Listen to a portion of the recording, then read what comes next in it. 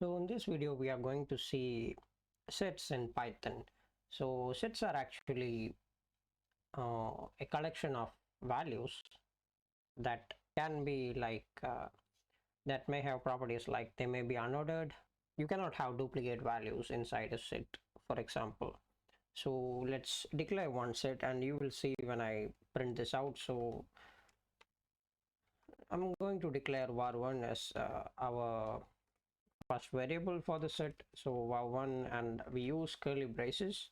So if we put something inside this curly braces, that will be the contents of the set. So we can specify something like hello, and you can add more stuff like 1, 2, that doesn't matter. You can do whatever you want. TWO. So this works, and at the same time you can also declare like another one that is with mixed values, like you don't need to use single values. You can use one as a string, like name as a string for that matter, and you can declare 1, 2 and stuff like that, and it goes on. So you can declare set with multiple values, so that's not a problem, but set does not allow you to have duplicate values. So if I declare 3 and if I put things like 1 and 2 and 3, for example, so I'm going to put all these things as strings, but I'll show you in a moment what happens if we declare duplicate values. So we are going to give again 1 and 2 in the end. So we have that. So you can see we have duplicate values 1, 2, 1, 2 over here. So if we print this, so print of var1, and we can print again of var2. Okay, so I made a mistake over there, I'm sorry about that. So, and we can print like var2. So if I do this, you can see like we have hello 1, 2, so the same contents of this set. We have 1, 2, 3 and name, so you can see integers come in the first and you have the string in the end. Then you can see 1, 2 and 3 available for this one. So the duplicate values have been removed. So that's how set works basically. So if you want to calculate, like if you want to see the length of your set, for example, you can use a pre-built function called len. Inside len you can specify which set we want to use. So for this case we can use var3, and I'm just going to print this out. So you can see the length of this set over here. So if I run this, you see it's only having like 3 as size. So 1, 2 and 3, all the duplicate values are not declared for that matter. So this does not allow duplicate values. And set can have like multiple data types at the same time. You can use like I forgot to mention 2 data types. So you have like booleans. So boolean is like true or false statements. So either true or you can have false.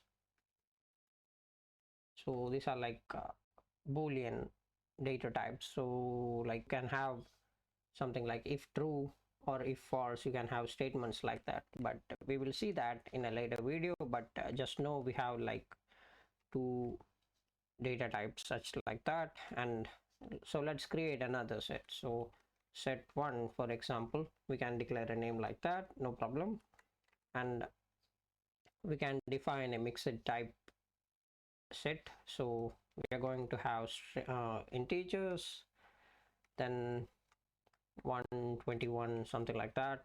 Then you can have strings at the same time, so hello, and another one is probably world again. And we can have another things like boolean, so true for that matter, and we can also have false. So if we print and set 1, you can see we have these values available. So you can have like these things over here, but when you look at this, not going to see this true over here. It's because true's value is 1.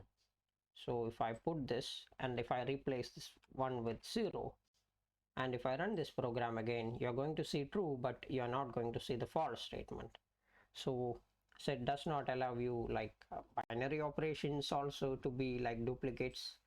So true is 1 and false is 0 in binary terms. So set considers as duplicates and removes that. And if you want to see the type of this, it's like regardless if you want to do that, but print you can do type of set1 or any variable which we have declared in this video. So you can see like it's a class of set. So if you want to access like the values inside a set, similar to yesterday's video, we can use a for loop. So for we can specify I for this example. So I is the name of the variable which we are declaring for I in set1, and we can print the value of I. So what this does is this will print out every value inside the set1. So you can see like we have 0, true, hello, world, and 21. Just note that you don't have false because it's a duplicate argument because we have 0. Instead, if I change this to something like 3 for that matter, you can see false, true, hello, everything is displayed. So that's something you have to be careful. You can add items to set. So if you want to add something, you can use an update argument. So imagine we have this, like let's delete all this stuff for now. And then we have like 2 sets. So set1, set underscore 1. Let's go with the snake case. And we are declaring 1, 2, and 3 to be the part of this set. And we can declare another set. So set underscore 2 with and again we can have different values. So for this case, 4, 5, and 6 for that matter. And if you want to add these two or combine these two, you can use something called update. So update is actually a method. A method is an operation which you perform something. So you can do something like set1 dot update of, and you can specify the second set. So set2. So if you do something like this, and so we are gonna do something like this, and we are going to try print of set1.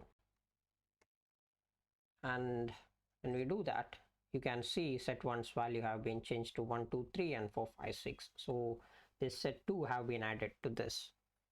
So that's how you can add stuff to your set, for example. But if you want to add some list, so we can declare another list. So example list, and you can create a list like one, for example, 7, 8, 9.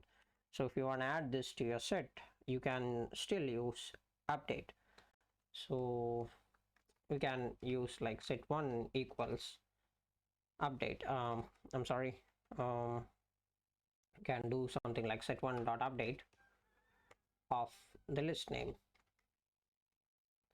And if we print our set1 again, you can see the values have been added. So the next thing is you can remove stuff. So it's fairly easy. All you have to do is you have to specify your set name, set1 for this case, dot remove, and you specify which element you want to remove. For this case, I want to remove 7 from this, so I can try like 7 over here. And if I run this, I'm sorry, I forgot to print the statement. So print of set1. If I run this, you can see like we don't have 7 anymore in this. So that's how you add and remove stuff to a set. So I hope this was helpful. I hope you all have a wonderful day.